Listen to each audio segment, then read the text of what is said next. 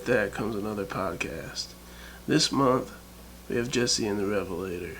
Now, I'm with Rob, the singer-songwriter behind that project, and it makes me happy to be here. We're in Philadelphia, Pennsylvania, where he calls home, and a long time ago, many moons ago, we met at the Bitter End in New York City, and it was a great experience for me. So to be here again, hearing his music live, I'm very happy. So I'm gonna turn it over to him for his first song. I'm happy to have you, Mark.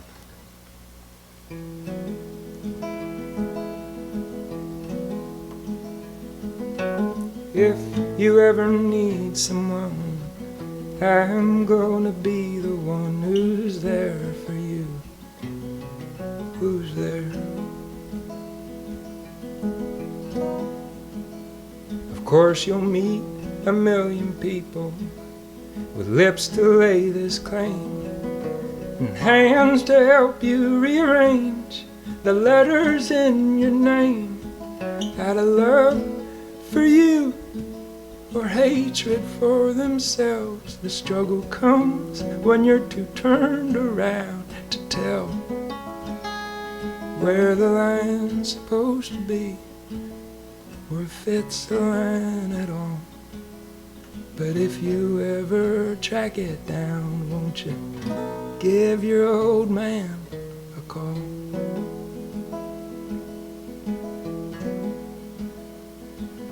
'Cause I'll be dying slowly while I watch the parking lot and wait on some demiurge to slide me in a slot. 'Cause I, for one, was too ashamed to see my outlook tested, so I just defaulted to whatever I thought was expected, until, in the most stunning way, you gave me all the help I'd ever need to justify not quite living for myself.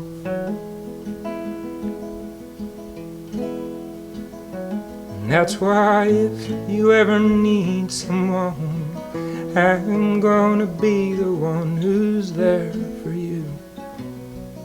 Who's there?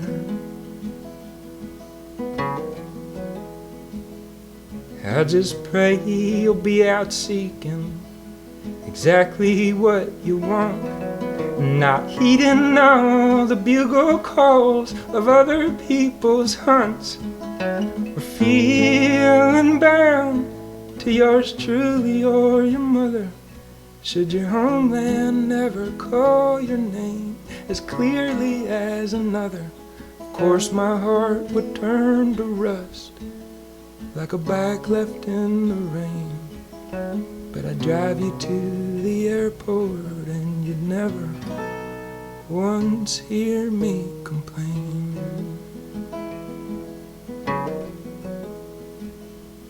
That's 'cause if you ever need someone, I'm gonna be the one who's there for you. Who's there?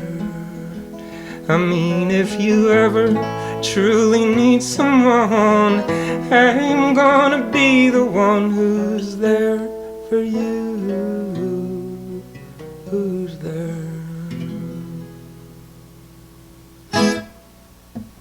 Very nice. That's about your little girl. That's about my baby girl, yeah. Congratulations on your fatherhood. Thank you very much. 9 months in. I'm 9 months into it, yeah. That's exciting, man. That's how do you think? I know I'm not a parent, but I know parenthood kind of changes your view on life, your view on on the world. Has it had an effect on your writing? Yeah, that's interesting. I mean, I'm definitely more. I want to write songs that I can play in front of my daughter, that I can play for her one day, that she'd be proud to know, were written about her. Yeah, it has changed. I mean, I've only written a couple songs since she was born. But yeah, I do find myself looking more inward than I used to. You know, earlier we were talking about kind of shying away from my personal experience when it comes to songwriting, and you know, trying to come to songwriting as like an occasion for empathy. You know, and maybe I'm dressing that up to sound more benevolent and noble than it is. Maybe it's just I'm a little insecure about how interesting people might find me, and so I gravitate towards stories that I think people will find more compelling. But for whatever reason, since she's come along, I do think I'm writing songs that are more about me or more about people I know, or if not overtly about me or people I know, at least like kind of colored by those relationships. But yeah, I mean, that song definitely, I couldn't have written that song. I've always admired your ability to have an idea and then deliver that idea through the song. And I know that sounds maybe simplistic because every song has some type of story behind it, the good ones and the bad ones. But, Sure. But when it's done in a super genuine artistic way that I hear in your music, you toe that line between of artistic integrity plus like being true to yourself and not trying to play the game that is the music industry. Sure. Yeah, you do this. You do it kind of your own way. I've always admired that about you. Oh, thank you, Mark. Is that's something you set out to do? Is that something you just kind of stumbled upon? Well, we were kind of talking about this earlier. Like, I don't know if it's, you know, I want to be cool. I don't want to come off as contrived or affected, or if maybe, and we also talked about this earlier, if it's based in like kind of fear. Sure. You know, like, I don't know, you know, if I were to throw myself completely and unapologetically into the music industry, if I were to play out every night, if I were to, you know, own my music under my own name and not under a moniker, which sometimes feels like a bit of an escape hatch or kind of a cop-out. If I were to do those things and then fail, you know, I gave it my all and I failed as myself. Whereas, you know, if I just kind of keep one foot in half the time and use a moniker, you know, if I fail or if I, you know, only achieve basically one step above complete obscurity, I can always look back and say, well, you know, I didn't try that hard, you know. So I don't know. I want to believe that, you know, I'm just a cool motherfucker and I don't need to tweet and I don't need to put stuff on Facebook. I want to believe that. I think most of the time I succeed in convincing myself of that, but you know, I mean, the introspective songwriter in me thinks maybe there's something else more behind it. Well, regardless of your approach, and yeah, on one hand, if you don't market yourself, and I find this with my own work as well, that if you don't market yourself in the beginning, you're virtually sabotaging whatever chance you have at obtaining something. Now, whether or not that's right or wrong really isn't up to me to decide. I think the best you can do is just stay true to who you are, because maybe, I know this from my perspective, I mean, maybe that's all I am, is I'm where I'm supposed to be, booking my own shows, playing my own places, doing my own thing. Yeah. And I don't think there's anything wrong with that. I don't think you have to be a salesman. I don't think you have to be just a cog in the wheel. You know what I mean? No, for sure. So, I mean, I also never let go of the possibility that, you know, and this is going to sound like false modesty, but I don't intend it to at all. But like, you know, maybe I'm just not that talented. You know, maybe I'm just not, you know, as talented as the dudes making tons of money and selling out shows like I mean, we were talking about this earlier with Mumford and Sons. Like you were saying, to their credit, if they set out to be super popular and to modernize folk music and market it to tweens, like to their credit, they knew how to do that. Like they decided to do that, and then they did it. Like mission accomplished. Yeah, right. You went and did it. I mean, that's more than I can say about my relationship to my mission. You know what I'm saying? Right. Like, though, again, to what extent have I defined my mission? I don't know. Right, and I think there's no right or wrong answer, because at the end of the day, I think what it boils down to is trying to do the best work you can do. Absolutely. And that's where I just, from the minute I heard you, I was like, well, this guy can write a song. I mean, he can. You're kind. And I'm gonna bug you to play another one here on that note, because I mean, I don't know anybody that can listen to really pay attention, like sit down and listen to this, and then not say the guy can write a song. There's just no way around it. I appreciate that. So what are we hearing? Let me get the reverb back on here. So for the listener at home, we're recording this on a Tascam Porta Studio 4-track cassette recorder. A little old school. That's right. And that's where Jesse and the Revelator sounds his best. That's correct. I love it. I do love the lo-fi sound he produced. Now, while he's thinking about his song here, I do want to put out that on his Bandcamp page, he has a couple albums out there. The newest one is Demos 1978 to 1984, which I think is a brilliant title for an album.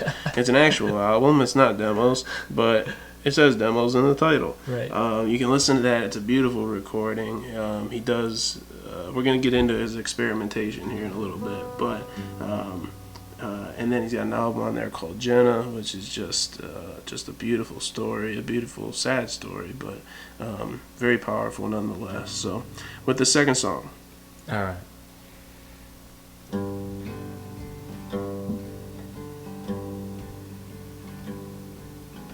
Nobody waits in the communion line, 'cause they like the taste of the host.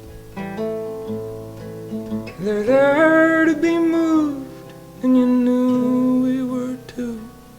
So you conjured flesh out of flour. Always a self-effaced lad. You secretly had you the power. But by some great defect in these orangutan brains of ours, you couldn't believe that someone who truly knew you could fully love you without reserve. It's like our faculties jackknife when people don't act like we're cursed. So instead, you put your money in your tea, and now you're never gonna get to be maudlin in the Falklands, or play battleship in Reykjavik, or cry all night.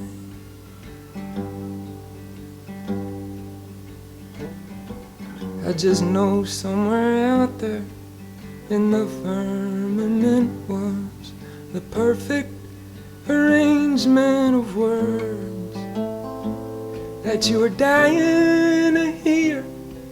But all goddamn year my night vision had been on the fritz. So I'll pray that sentence to you in the instance it's fixed. So instead, you put your money in your tea, and now You're never gonna get to be Marlin in the Falklands or play battleship in Reykjavik or get dissipated in St. David's or hockey chains in Tenerife or cry all night.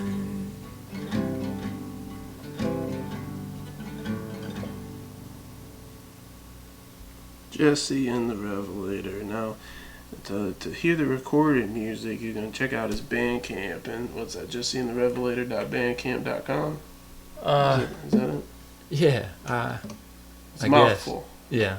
Yeah. I'm pretty sure that's what Is that it how is. the Bandcamp URLs work? I think so. It's before the bandcamp.com. We should have done this so. before we started recording. Hey, just okay. just Google it. Yeah, it's all good. There's not too many Jesse and the Revelators out there. Jesse and the Rippers is the fake band from Full House. Yeah. Now, no copyright infringement intended. No. No, I don't need the wrath of John Stamos. No, you don't want that. The full legal wrath of John Stamos. If you really want America to turn on you, become John Stamos' enemy. Right. No, I don't need that. That's the way that We're works. big fans. Yeah, we're big fans. I'm wearing a John Stamos t-shirt. I'm not, but let's pretend. When you record, one thing I like about you is you seem to experiment quite a bit, especially on this latest album. When it was so different from the previous album, Jenna, that at first it caught me by surprise. I was like, wow, I was introduced to you as like stark guitar vocals. That's interesting. And then you laid this album on me where you were actually, it made bigger sounds, more instrumentation. Right. How did that second album and the experimenting come?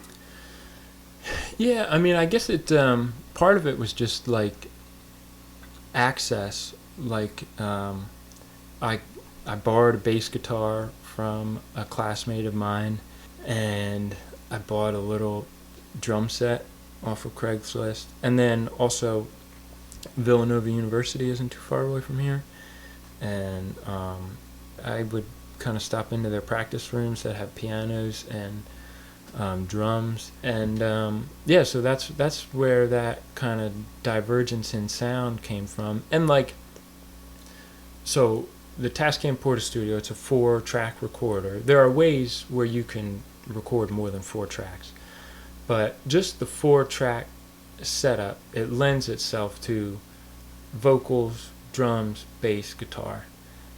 Just something about that arrangement just kind of slides onto those 4 tracks just like really seamlessly, and it just makes for like a lot of fun with playing around with the faders on the tracks, like the knobs and stuff. I guess this most recent album was just a very like tactile, mechanical experience, and I just had, I guess, bigger ideas for my songs. I'm sure you know this, like, if you're going to write a song and you're going to record it as just guitar and vocals, like, that needs to be a tight song. Yeah. That song cannot have no gaps. No gaps, no fat. Yeah. That needs to be a lean song, and especially if you're going to play it out, it can't have interludes where you're just going through the chord progression. Right. And imagining a guitar solo in your head. You need it to be tight. So I guess what I'm saying is the songs on this most recent album have some fat on them, or maybe that's how I felt while I was recording them. And just like, I like ripping a guitar solo here and there, so I figured let me put some guitar solos. It was nice. It was nice to hear you take a little more space to play more, right. Add more music on top of the lyrics, which are equally as good. Oh, thank you, Mike. So Yeah, I was really impressed with that. I'm glad I recommend everybody to check it out. Again, it's Jesse and the Revelator. So that the newest album is Demos 1978 to 1984, and then the album that I found that what made me such a fan was the Jenna album, and that's on there as well. So you can check that out. And off that album, the title track of that album is one of my favorite songs that I've ever heard an independent artist write, and record, and perform. He played it the night at the Bitter End, and oh man, I love listening to it off the album. So I'm gonna beg you to play. Yeah, Jenna. of course, it's my pleasure. Let's get the reverb back on here. It's a sad song, but the message is powerful, and it's just it's hauntingly beautiful.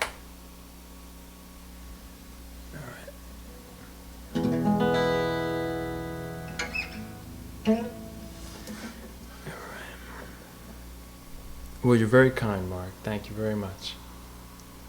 You're a very gracious host. Give it up for Mark. Everybody. I try my best. At home, in your car, in your cubicle, wherever you are, give it up for Mark. Give him a little applause. And now explain to your boss why you're clapping. As you put all your belongings in a cardboard box. And you go and you try to explain to your loved ones while you are why no longer why there's going to employed. be no Christmas this year. Hey, look, well, yeah, we believe in you.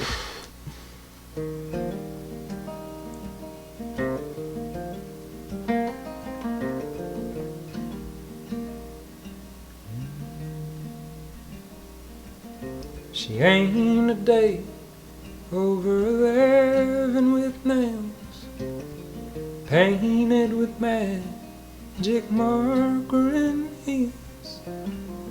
2 sizes big make her walk kinda funny. They call her a lizard, but she's making money.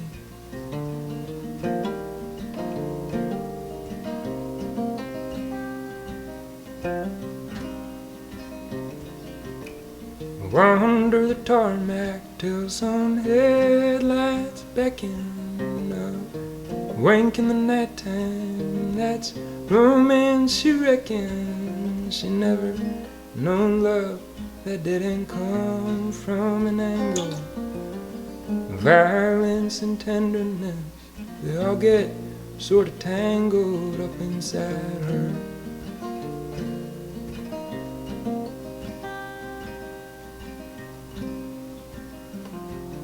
Her daddy keeps a 410 on the table during dinner. He once let her hold it so she'd know that it ain't in her to ever do something that he says she might regret. He says, you think times are tough, just wait and see how tough they get if you cross me.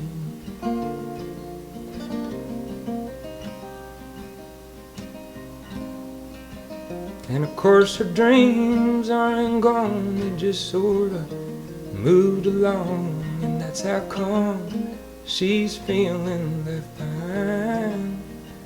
And of course she's tired of this shit, but she's also used to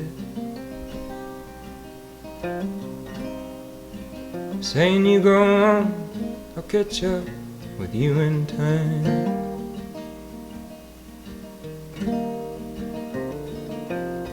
Inside a cabin with a man thrice her age, she tries concentrating on the dashboard display.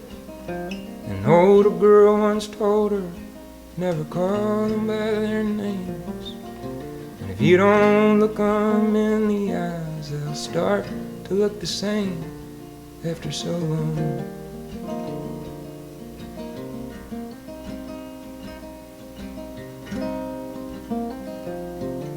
Sometimes at night she dreams of fire on a lake, awakes and sits up like a stepped upon a rake. She thinks of going home and of how long she's been gone, and then of what they'll say, of all the awful things she's done, and she lies back down.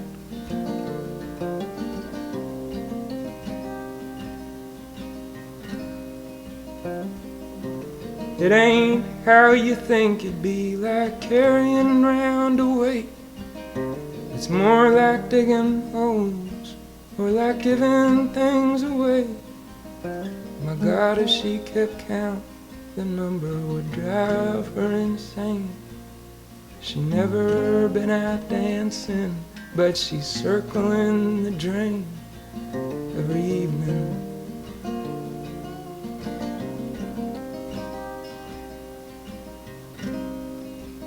And of course her dreams aren't dead, they've just sort of gone ahead. And that's how come she's feeling left behind. And of course she's tired of this shit, but she's oh so used to it. Saying you go on, I'll catch up with you in time. When I think of Jesse and the Revelator, I think of Towns Van Zandt, I think of Guy Clark, I think of Jerry Jeff Walker. I love this songwriting, man. God bless you, man. I hope you keep doing it. God bless you. I hope you keep writing and giving me more albums to listen to, because I mean, just write specifically for me. sure. I mean, I you know, Lord knows why I do it now, and I don't see, whatever that reason is, I mean, I don't see it abandoning me anytime soon. Also, that click you heard towards the end of the song, that was the sound of the tape running out. That happens on the, when you're tape machine. That happens when you're recording on tape. I know. I knew it was coming, and I was trying watching to it speed here. up. Oh, were you? Yeah, that's all right. We got it. We got it on the computer. Again, Jesse and the Revelator. Check them out on Bandcamp. It's beautiful music. It'll get you thinking, and you'll be happy. You'll be happy you looked it up. I appreciate everybody listening. We're gonna sign off here and wrap this thing up. Hey, do me a favor, everybody, believe in yourselves. And until next month, we'll be back with another podcast. So I appreciate you listening, and you'll get another one next month.